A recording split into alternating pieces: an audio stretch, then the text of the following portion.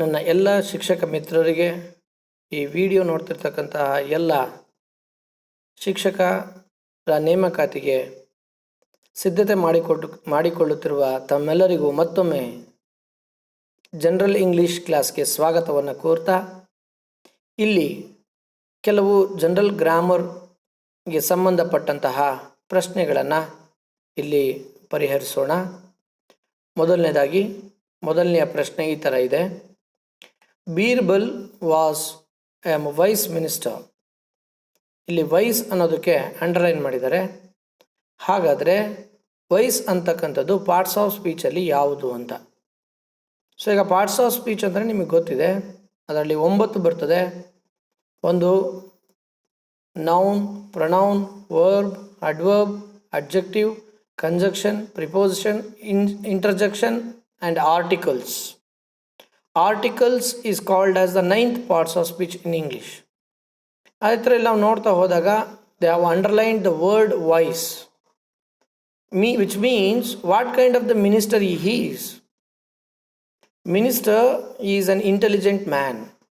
Wise, which indicates that minister is a clever man.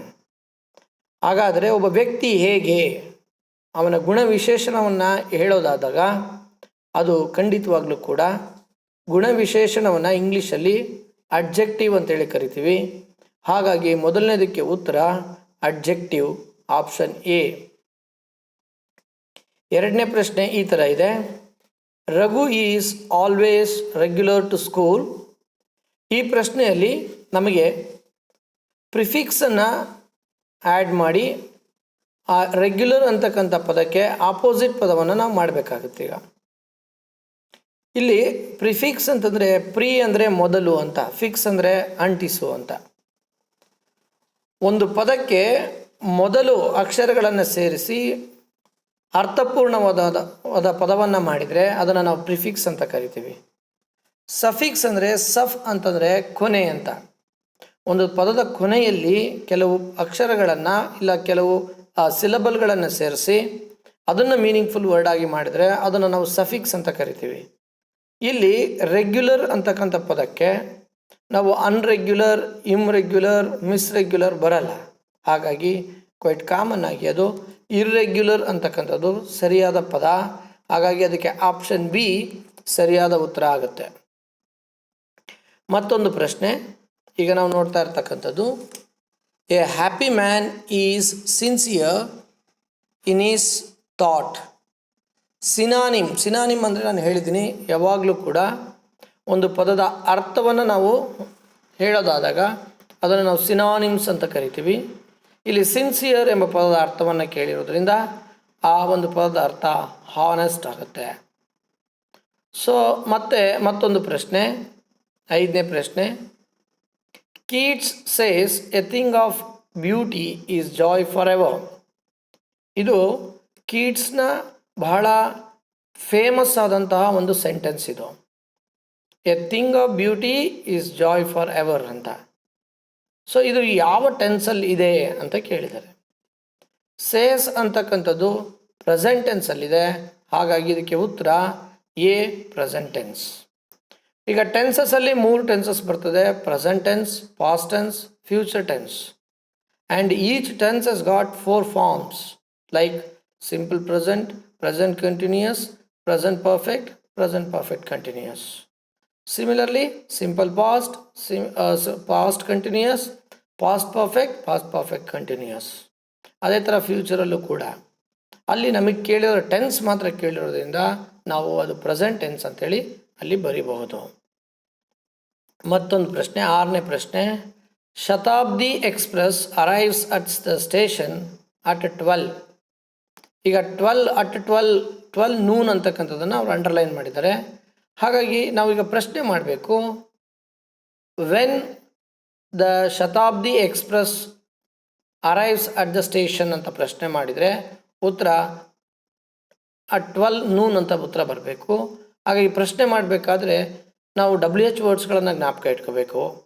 What ಅಂದರೆ ಏನು, Y ಅಂದರೆ ಏಕೆ, ಹೂ ಅಂದರೆ ಯಾರು, ವಿಚ್ ಅಂದರೆ ಯಾವುದು, ಹೂಸ್ ಅಂದರೆ ಯಾರದು, ಹೂಮ್ ಅಂದರೆ ಯಾರಿಗೆ, ಹೌ ಅಂದರೆ ಹೇಗೆ, ಹೌ ಹೌ ಮಚ್ ಅಂತಂದರೆ ಗಾತ್ರದಲ್ಲಿ ಎಷ್ಟು, ಹೌ ಮೆನಿ ಸಂಖ್ಯೆಗಳಲ್ಲಿ ಎಷ್ಟು. ಅದು ಹಾಗಾಗಿ ಈ ಪ್ರಶ್ನೆಗೆ ಉತ್ತರ ಇಲ್ಲಿ ನಾವು ಭಾಳ ಸಿಂಪಲ್ ಆಗಿ ವೆನ್ ಅಂದರೆ ಯಾವಾಗ. ಹಾಗೆ ಯಾವಾಗ ಶತಾಬ್ದಿ ಎಕ್ಸ್ಪ್ರೆಸ್ ಬರುತ್ತಪ್ಪ ಅಂದರೆ 12 ಗಂಟೆಗೆ ಬರುತ್ತೆ. ಹಾಗಾಗಿ ಉತ್ತರ ಇದಕ್ಕೆ ಆಪ್ಷನ್ ಬಿ ಸರಿಯಾದ ಉತ್ತರ. ಸೊ ಇಲ್ಲಿ ಮತ್ತೆ 7ನೇ ಪ್ರಶ್ನೆ, Neetu made up our mind to study well ಅಂತ. ಇಲ್ಲಿ ಅಂಡರ್ಲೈನ್ ಮಾಡಿರ್ತಕ್ಕಂಥದ್ದು ಯಾವ ರೀತಿಯ ವರ್ಬ್ ಅಂತ ಕೇಳಿದ್ದಾರೆ. ಇದು ಟ್ರಾನ್ಸಿಟಿವ್ ವರ್ಬಾ, ಇಂಟ್ರಾನ್ಸಿಟಿವ್ ವರ್ಬಾ, ವರ್ಬಾ ಇಲ್ಲ ಫ್ರೇಸಲ್ ವರ್ಬಾ. ಇಲ್ಲಿ ನಮಗೆ ಟ್ರಾನ್ಸಿಟಿವ್ ಇಂಟ್ರಾನ್ಸಿಟಿವ್ ಅಂತಕ್ಕಂಥದ್ದು ಅರೈವ್ ಆಗೋದೇ ಇಲ್ಲ. ಇದನ್ನು ವರ್ಬ್ ಅಂತಲೂ ಹೇಳೋಕ್ಕಾಗೋದಿಲ್ಲ. ಯಾಕಪ್ಪ ಅಂತಂದರೆ ವರ್ಬ್ ಜೊತೆಗೆ ಯಾವುದೇ ರೀತಿಯಾದ ಪ್ರಿಪೋಸಿಷನ್ಸ್ಗಳನ್ನು ನಾವು ಆ್ಯಡ್ ಮಾಡಿದ್ದೆ ಆದರೆ ಅದು ಫ್ರೇಸಲ್ ವರ್ಬ್ ಅಂತ ಕರೆಸ್ಕೊಳ್ಳುತ್ತೆ. ಹಾಗಾಗಿ ಇದಕ್ಕೆ ಆಪ್ಷನ್ ಉತ್ತರ ಸಿ ಫ್ರೇಸಲ್ ವರ್ಬ್ ಸರಿಯಾದ ಉತ್ತರ ಆಗ್ತದೆ. ಮತ್ತು 8ನೇ ಪ್ರಶ್ನೆಗೆ ಹೋಗೋಣ. The peon open the gate. ಇದು ಪ್ಯಾಸಿವ್ ವಾಯ್ಸನ್ನು ಮಾಡಬೇಕು ನಾವೀಗ. ಸೊ ಪ್ಯಾಸಿವ್ ವಾಯ್ಸನ್ನು ಮಾಡಬೇಕಾದ್ರೆ ನಾವು ನೋಡ್ಕೋಬೇಕಿದು ಪಾಸ್ಟ್ ಟೆನ್ಸಲ್ಲಿದೆ, ಹಾಗಾಗಿ ಪಾಸ್ಟ್ ಟೆನ್ಸಲ್ಲೇ ಪ್ಯಾಸಿವ್ ವಾಯ್ಸ್ ಮಾಡಬೇಕು.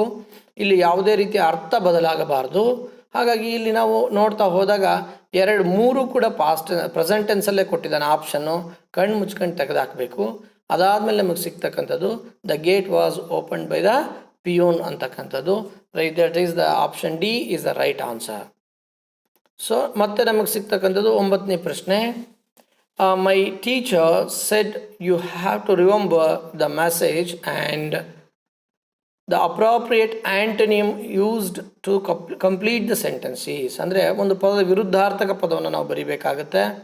ರಿಮೆಂಬರ್ಗೆ ವಿರುದ್ಧಾರ್ಥಕವಾದಂತಹ ಒಂದು ಪದ ಫರ್ಗೆಟ್. ಹಾಗಾಗಿ option A forget is the right answer. The word that does not rhyme with way is, ಅಂದರೆ ರೈಮಿಂಗ್ ವರ್ಡ್ ಅಂತೇಳಿ ಕರಿತೀವಿ, ಕನ್ನಡದಲ್ಲಿ ಪ್ರಾಸ ಪದಗಳು ಅಂತ ಕರಿತೀವಿ. ನೋಡಿ, ಸೇ, ರೇ, ಬೇ ಇವೆಲ್ಲವೂ ಕೂಡ the ends with the same common sound. So ಹಾಗಾಗಿ ಇಲ್ಲಿ ನಮಗೆ ವೈ ಅಂತಕ್ಕಂಥದ್ದು ರೈಮಿಂಗ್ ವರ್ಡ್ ಅಲ್ಲ. ಹಾಗಾಗಿ ಇದಕ್ಕೆ option B is the right answer. Spring is the daughter of haven and earth. ಇಲ್ಲಿ ದ ಫಿಗರ್ ಆಫ್ ಸ್ಪೀಚನ್ನು ಕೇಳಿದರೆ, ಫಿಗರ್ ಆಫ್ ಸ್ಪೀಚ್ ಅಂದರೆ ನಿಮಗೆ ಗೊತ್ತಿರಬೇಕು, ನಾನು ಹೇಳಿದೆ ಕನ್ನಡದಲ್ಲಿ ಇದು ಅಲಂಕಾರಗಳು ಅಂತ ಕರೆಸ್ಕೊಳ್ತೀವಿ. ಓಕೆ, ಸೊ ಇಂಗ್ಲೀಷಲ್ಲಿ ಇದನ್ನು ನಾವು ಫಿಗರ್ ಆಫ್ ಸ್ಪೀಚ್ ಅಂತ ಕರಿತೀವಿ. ಈ ಫಿಗರ್ ಆಫ್ ಸ್ಪೀಚಲ್ಲಿ ಸುಮಾರು ಇದ್ದಾವೆ. ಅದರಲ್ಲಿ ಈಗ ನಮಗೆ ಕೇಳಿರ್ತಕ್ಕಂಥದ್ದು ಕೊಟ್ಟಿರ್ತಕ್ಕಂಥ ವಾಕ್ಯ ಯಾವ ಫಿಗರ್ ಆಫ್ ಸ್ಪೀಚ್ಗೆ ಹೊಂದ್ಕೊಳ್ಳುತ್ತೆ. ಇದು ಪರ್ಸಾನಿಫಿಕೇಷನ್ ಆಗುತ್ತೆ. ಯಾಕಪ್ಪ ಅಂತಂದರೆ ಸ್ಪ್ರಿಂಗ್ ಅಂತಕ್ಕಂಥದ್ದು ಒಂದು ಸೀಸನ್. ಈ ಸೀಸನ್ಗೆ ಲೈಫ್ ಇಲ್ಲ. ಹಾಗಾಗಿ ಕಾಮನ್ ಆಗಿ ಇದನ್ನು ನಾವು ಲೈಫ್ ಇಲ್ದಲ್ಲಿರೋದಕ್ಕೆ ಲೈಫನ್ನು ತುಂಬೋದು, ಅದು ಪರ್ಸಾನಿಫಿಕೇಷನ್ ಆಗುತ್ತೆ. ಹಾಗಾಗಿ 11ನೇದಕ್ಕೆ ಉತ್ತರ C personification. Sheela was busy writing letter to a friend. ಇಲ್ಲಿ ಐಡೆಂಟಿಫೈ ದ ಜರಂಡ್ ಅಂತ ಕೇಳಿದರೆ, ಜರಂಡ್ ಅಂತಂದರೆ ಫಾರ್ ಎಕ್ಸಾಂಪಲ್ ಒಂದು ವರ್ಬ್ ಇರ್ತದೆ, ಆ ವರ್ಬ್ ಫಾರ್ಮನ್ನೇ ನಾವು ನೌನ್ ಫಾರ್ಮ್ ಆಗಿ ಕನ್ವರ್ಟ್ ಮಾಡೋದನ್ನು ಇಂಗ್ಲೀಷಲ್ಲಿ ಜರಂಡ್ ಅಂತೇಳಿ ಕರಿತೀವಿ. ಫಾರ್ ಎಕ್ಸಾಂಪಲ್ ನೋಡಿ, ಐ ಸ್ವಿಮ್ ವೆಲ್. ಇಲ್ಲಿ ಸ್ವಿಮ್ ಅಂತಕ್ಕಂಥ ವರ್ಬ್ ಆಗಿದೆ. ಅದೇ ರೀತಿ swimming is good for health ಅಂತ ನಾವು ಹಾಕಿದರೆ ಸ್ವಿಮ್ಮಿಂಗ್ ಅನ್ನೋದು ಕೂಡ ನೌನ್ ಆಗ್ತದೆ. ಹಾಗಾಗಿ ಜರಂಡ್ ಫಾರ್ಮನ್ನು ನಾವು ಇಲ್ಲಿ ಫೈಂಡ್ ಔಟ್ ಮಾಡೋದಾದರೆ ಅದು ರೈಟಿಂಗ್ ಅಂತೇಳಿ ಆಗುತ್ತೆ. ಹಾಗಾಗಿ ಅದಕ್ಕೆ ಸರಿಯಾದ ಉತ್ತರ ರೈಟಿಂಗ್, ಆಪ್ಷನ್ ಡಿ. 13ನೇದಕ್ಕೆ ನಾವು ನೋಡ್ತಾ ಇದ್ದೀವಿ. ಈ ಫಿನಿಶ್ಡ್ ಫಸ್ಟ್, ಈ ಬಿಗ್ಯಾನ್ ಲೇಟ್. ಇಲ್ಲಿ ನಮಗೆ ಏನು ಕೇಳಿದಾರಪ್ಪ ಅಂತಂದರೆ ಪ್ರಾಪರ್ ಕಂಜಕ್ಷನನ್ನು ಜಾಯಿನ್ ಮಾಡಲಿಕ್ಕೆ ಹೇಳಿದ್ದಾರೆ. ಪ್ರಾಪರ್ ಕಂಜಕ್ಷನನ್ನು ನಾವು ಜಾಯಿನ್ ಮಾಡಬೇಕಾದ್ರೆ ಅವನು ಲೇಟಾಗಿ ಬಿಗಿನ್ ಆದರೂ ಕೂಡ ಬೇಗ ಮುಗಿಸ್ತಾ ಅಂತೇಳಿ ಅರ್ಥ. ಹಾಗಾಗಿ ನಾವಿಲ್ಲಿ ದೋ ಅಂತ ಕಂಜಕ್ಷನ್ಸನ್ನು ಆ್ಯಡ್ ಮಾಡಬೇಕಾಗತ್ತೆ. ಸೊ ಮತ್ತೆ 14ನೇ ಪ್ರಶ್ನೆಗೆ ಹೋಗೋಣ. Last week Madhu had gone to Mysuru. ಇಲ್ಲಿ ಆಕ್ಸಿಲರಿ ವರ್ಬ್ ಯಾವುದು ಅಂತ ಪ್ರಶ್ನೆ ಕೇಳಿದ್ದಾರೆ. ಸೊ ಆಕ್ಸಿಲರಿ ವರ್ಬ್ ಯಾವುದು ಅಂತ ಪ್ರಶ್ನೆ ಕೇಳಿದಾಗ ಇಲ್ಲಿ ನಮಗೆ ಆಕ್ಸಿಲರಿ ವರ್ಬ್ ಹ್ಯಾಡನ್ನು ಯೂಸ್ ಮಾಡಿದ್ದೀವಿ. ಹಾಗಾಗಿ add is the auxiliary verb ಅಥವಾ ಹೆಲ್ಪಿಂಗ್ ವರ್ಬ್ ಅಂತಲೂ ಕೂಡ ಇಂಗ್ಲೀಷಲ್ಲಿ ನಾವು ಕರಿತೀವಿ. ಸೊ ಅದಾದಮೇಲೆ ನಮಗೆ ಬರ್ತಕ್ಕಂಥದ್ದು 15ನೇ ಪ್ರಶ್ನೆ. You should have been more careful ಅಂತ. ಸೊ ಇಲ್ಲಿ ದ ಮಾಡಲ್ ವರ್ಬ್ ಅಂತ ಕೇಳಿದರೆ, ಮಾಡಲ್ ಹೆಲ್ಪ್ ಆಕ್ಸಿಲರೀಸ್ ಅಂತಂದರೆ ನಮಗೆ shall, will, would, could, should ಇವೆಲ್ಲವೂ ಕೂಡ ಮಾಡಲ್ ಆಕ್ಸಿಲರಿ ಆಗುತ್ತೆ. ಹಾಗಾಗಿ ಇಲ್ಲಿರ್ತಕ್ಕಂಥ ಮಾಡಲ್ ಆಕ್ಸಿಲರಿ ಶುಡ್ ಆಗುತ್ತೆ 15ನೇದಕ್ಕೆ ಉತ್ತರ. 16ನೇದು I knew a address said Gopi. ಇಲ್ಲಿ ವಾಕ್ಯದಲ್ಲಿ ಡೈರೆಕ್ಟ್ ಇಂಡೈರೆಕ್ಟ್ ಸ್ಪೀಚ್ ಇದೆ. ಸಿಂಪಲ್ ಪ್ರೆಸೆಂಟ್ ಇದ್ದರೆ ನಾವು ಸಿಂಪಲ್ ಪಾಸ್ಟ್ ಮಾಡಬೇಕಾಗುತ್ತೆ. ಸೊ ಹಾಗಾಗಿ Gopi said that he knew address ಸರಿಯಾದ ಉತ್ತರ. ಆದರೆ ಇಲ್ಲಿ option A B C D 4 ತಪ್ಪಾಗಿರೋದ್ರಿಂದ ಉತ್ತರವನ್ನು ನಾವೇ ನೋಡೋಣ. ಇದು ಗ್ರೇಸ್ ಮಾರ್ಕ್ಸ್ ಸಿಗ್ತದೆ ನಿಮಗೆ. ಆದರೆ ಅದಕ್ಕೆ ಉತ್ತರ Gopi said that he knew our address is the right answer. 17ನೇದು ದ ಕರೆಕ್ಟ್ ಸೀಕ್ವೆನ್ಷನಲ್ ಆರ್ಡರ್ ಅಂತ ಒಂದು ಕಥೆಯ ಭಾಗವನ್ನು 4 ಭಾಗಗಳನ್ನಾಗಿ ಮಾಡಿರ್ತಾರೆ. ಆ ಭಾಗಗಳನ್ನು ಸರಿಯಾದ ಕ್ರಮದಲ್ಲಿ ಜೋಡಿಸ್ಬೇಕು. ಆಗ ಜೋಡಿಸಿದಾಗ ನಮಗೆ ಬರ್ತಕ್ಕಂಥ ಉತ್ತರವನ್ನು ನಾವು ಅಲ್ಲಿ ಆರ್ಡರ್ ಕೊಟ್ಟಿರ್ತಕ್ಕಂಥ ಆಪ್ಷನಲ್ ಆರ್ಡ್ರಲ್ಲಿ ಯಾವುದು ಸರಿ ಹೊಂದುತ್ತೆ ಅದನ್ನು ಬರೀಬೇಕಾಗುತ್ತೆ. ಇಲ್ಲಿ ನೋಡ್ತಾ ಹೋಗೋಣ. ಮೊದಲನೇದಾಗಿ right, the hungry fox went in search of the food. The fox saw grapes on the branches of the tree. The fox jumped and jumped to reach the grapes. Later it gave jumping and said grapes are very sour. ಇದಕ್ಕೆ ಉತ್ತರ option A ಸರಿಯಾಗಿದೆ. ಹಾಗಾಗಿ ಇಲ್ಲಿ ಮನುಷ್ಯ ಯಾವಾಗಲೂ ಅಷ್ಟೇ ಕೂನಿಲಾರ್ದವನು ನೆಲ ಡೊಂಕು ಅಂತೇಳಿ, ಅದೇ ಥರ ಇಲ್ಲಿ ನರಿ ಕೂಡ ಆಹಾರಕ್ಕೆ ಪ್ರಯತ್ನ ಪಡುತ್ತೆ, ಸಿಗೋದಿಲ್ಲ, ಹಾಗಾಗಿ ದ್ರಾಕ್ಷಿ ಹುಳಿಯಾಗಿದೆ ಅಂತ ಹೇಳ್ತಾ ಇದೆ. Which of the following sentence is in the correct comparative degree ಅಂತ ಕೇಳಿದರೆ, ಕಂಪ್ಯಾರಿಟಿವ್ ಡಿಗ್ರಿಯಲ್ಲಿ ಕಾಮನ್ ಆಗಿ ದ್ಯಾನ್ ಅಂತಕ್ಕಂಥದ್ದು ಕಂಪಲ್ಸರಿ ಉಪಯೋಗಿಸ್ಬೇಕು. ಇಲ್ಲಿ ಯಾವುದೇ 3 ಆಪ್ಷನ್ಸಲ್ಲಿ ಇಲ್ಲ, ಹಂಗಾಗಿ the option B is the right answer. The tiger is more ferocious than all other animal. Okay, so ಈಗ ಮತ್ತೆ ನಾವು 19ನೇ ಪ್ರಶ್ನೆಗೆ ಹೋಗೋಣ. After the Ariyalur railway accident Lal Bahadur Shastri accepted moral responsibility ಅಂತ ಕೇಳಿದ್ದಾರೆ. ಸೊ ಇಲ್ಲಿ ರೆಸ್ಪಾನ್ಸಿಬಿಲಿಟಿ ಅಂತಕ್ಕಂಥ ಪದದ ಸ್ಪೆಲ್ಲಿಂಗ್ಸನ್ನು ಸರಿಯಾದ ಸ್ಪೆಲ್ಲಿಂಗ್ಸನ್ನು ನಾವು ಬರೀಬೇಕಾಗ್ತದೆ. ಹಾಗಾಗಿ ಇಲ್ಲಿ ಆಪ್ಷನ್ ಸಿ ಇದು ಸರಿಯಾದ ಉತ್ತರ ಆಗಿದೆ. 20ನೇ ಪ್ರಶ್ನೆ, you should consult the doctor immediately, Sumanth said to Mohan. The language function mentioned here is advising. ಇದು ಆಪ್ಷನ್ ಡಿ ಸರಿಯಾದ ಉತ್ತರ. ಯಾಕಪ್ಪ ಅಂತಂದರೆ ಅಲ್ಲಿರ್ತಕ್ಕಂಥ ಸುಮನ್ ಅಂತಕ್ಕಂಥವನು ಡಾಕ್ಟ್ರನ್ನ ಅವನು ಫ್ರೆಂಡಿಗೆ ಒಂದು ಸಜೆಷನ್ ಕೊಡ್ತಾನೆ, ನೋಡು ಬೇರೆ ಡಾಕ್ಟ್ರ್ ನೋಡು, ಅವರು ಬೇರೆ ಡಾಕ್ಟ್ರ್ ನಿಮಗೆ ಒಳ್ಳೆ ಸಜೆಷನ್ಸನ್ನು ಕೊಡಬಹುದು ಅಂತಕ್ಕಂಥದ್ದು ಕೂಡ. ಓಕೆ, ಒಂದು ಇಲ್ಲಿ ಅಡ್ವೈಸಿಂಗ್ ಕರೆಕ್ಟ್ ಆಗ್ತದೆ. ನೆಕ್ಸ್ಟ್ ನಾವು ನೋಡೋದಾದರೆ 21ನೇ ಪ್ರಶ್ನೆ, the most appropriate expression among the following. ಅಂದರೆ ಯಾವ ಪದ ಕರೆಕ್ಟಾದ ಒಂದು ಎಕ್ಸ್ಪ್ರೆಷನ್ನ ಕೊಡ್ತದೆ ಅಂತ ನೋಡಿ. ಅಲ್ಲಿ severe famine, A terrible famine, A I famine and intense famine. ಇಲ್ಲಿ ನಮಗೆ ಬರ್ತಕ್ಕಂಥದ್ದು severe famine is the right answer. ಯಾಕಪ್ಪ ಅಂತಂದರೆ ಟೆರಿಬಲ್ ಫ್ಯಾಮಿನ್ ಇದು ನಾವು ಕನ್ನಡದಲ್ಲಿ ನಾವು ಬೇಕಾದ್ರೆ ಹೇಳ್ತೀವಿ ಭೀಕರ ಬರಗಾಲ, ಮತ್ತು ಬೇರೆ ಬೇರೆ ಪದಗಳನ್ನು ನಾವು ಉಪಯೋಗಿಸ್ತೀವಿ. ಅದೇ ಥರ ಇಂಗ್ಲೀಷಲ್ಲಿ ಅದಕ್ಕೆ ಸೂಟಬಲ್ ವರ್ಡ್ ಆದರೆ severe famine is going to be the right answer. 22ನೇ ನೋಡೋಣ. The sentence that is most appropriately punctuated ಅಂತಂದರೆ ಯಾವ ವಾಕ್ಯವನ್ನು ಸರಿಯಾಗಿ ಪಂಕ್ಚುವೇಟ್ ಮಾಡಿದ್ದಾರೆ ಅಂಥೇಳಿ. ಇಲ್ಲಿ ನಾವು ನೋಡ್ತಿದ್ವಿ ಯಾವಾಗಲೂ ಅಷ್ಟೇ ಡೈರೆಕ್ಟ್ ಇಂಡೈರೆಕ್ಟ್ ಸ್ಪೀಚಲ್ಲಿ ಡಬಲ್ ಇನ್ವರ್ಟೆಡ್ ಕಾಮದಲ್ಲಿರುತ್ತೆ. ಯಾವುದು ಅಂತಂದರೆ ರಿಪೋರ್ಟಿಂಗ್ ಸ್ಪೀಚು. ಸೊ ಇಲ್ಲಿ ನಾವು ನೋಡ್ತಾ ಇದ್ದೀವಿ I am glad to hear it. ಹಾಗಾಗಿ ಇಲ್ಲಿರ್ತಕ್ಕಂಥ ಸೆಂಟೆನ್ಸನ್ನು ಡಬಲ್ ಇನ್ವರ್ಟೆಡ್ ಕಾಮದಲ್ಲಿ ಇರಬೇಕಾಗಿತ್ತು. ಅಲ್ಲಿ ಆಪ್ಷನ್ ಯಾವುದರಲ್ಲಿ ಒಂದರಲ್ಲಿ ಸಿಂಗಲ್ ಇನ್ವರ್ಟೆಡ್ ಕಾಮ ಕೊಟ್ಟರೆ ಏನು ಉಳಿದಿದ್ದು ಯಾವುದು ಕೊಟ್ಟಿಲ್ಲ. ಅವನೇನು ಕೇಳಿದ್ರೆ ಸರಿಯಾಗಿ ಪಂಕ್ಚುಯೇಷನ್ ಆಗಿರೋದು ಸೆಂಟೆನ್ಸ್ ಯಾವುದು ಅಂತ. ಹಾಗಾಗಿ option B is the right answer. So ಈಗ ಮತ್ತೆ ನಾವು ನೋಡ್ತಾ ಇದ್ವಿ 23ನೇ ಪ್ರಶ್ನೆ, complete the following sentence with appropriate clause given below ಅಂತೇಳಿ. ಇಫ್ ಯು ವರ್ಕ್ಸ್ ಹಾರ್ಡ್ ಅಂತ ಇಲ್ಲಿ ಕಂಡೀಷ್ನಲ್ ಸೆಂಟೆನ್ಸ್ ಇರೋದ್ರಿಂದ you will earn more money ಅಂತಕ್ಕಂಥದ್ದು ಸರಿಯಾದ ಉತ್ತರ ಆಗ್ತದೆ.